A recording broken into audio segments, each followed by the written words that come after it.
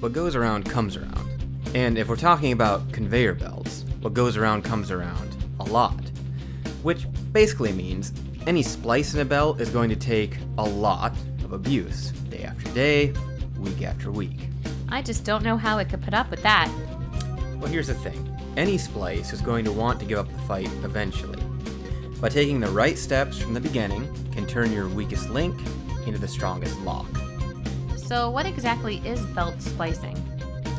What it is joining two ends or two pieces of belting together to provide a continuous loop.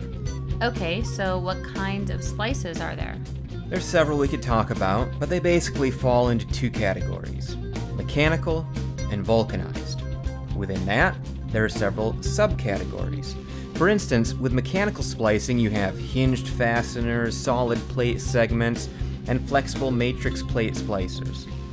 And with vulcanization, there's both hot and cold and various splicing patterns. Okay, that's a lot. So where should I start?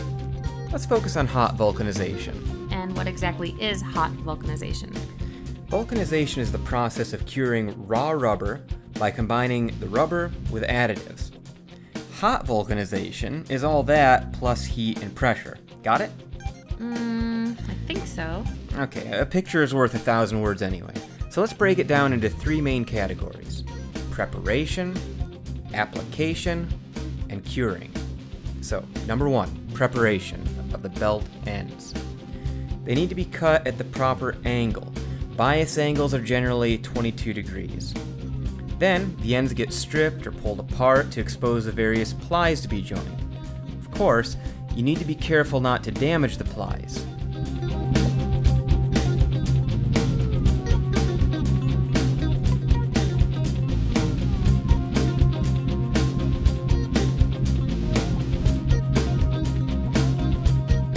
Okay, I think I got it. What's next? Number two, application of cement, gum, or other intermediary material. It's like making a sandwich. A sandwich? Yeah, a sandwich. You put together layers: mayo, mustard, pickles, lettuce, cheese, meat. Only in this case it's cement, gum, fabric, and rubber. Now this buildup of layers will form the completed splice.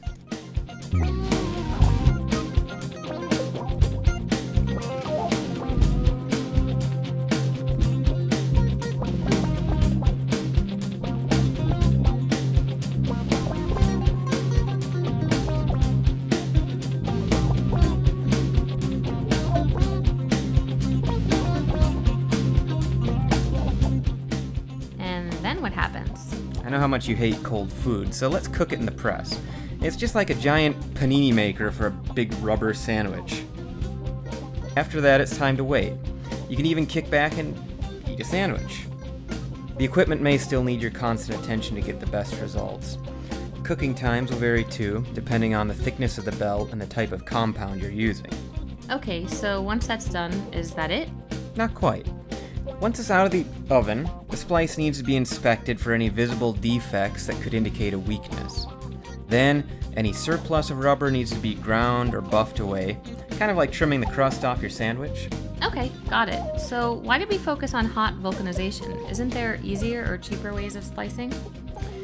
Well, it's because even though it can be more expensive initially and time-consuming to perform, it's usually an excellent investment of time and money. Why is that? Since a vulcanized splice is basically chemically binding the belt into one endless piece, there's no possibility of materials sifting through the splice.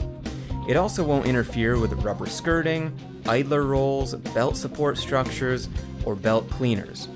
That way, what goes around comes around as a good return on your investment.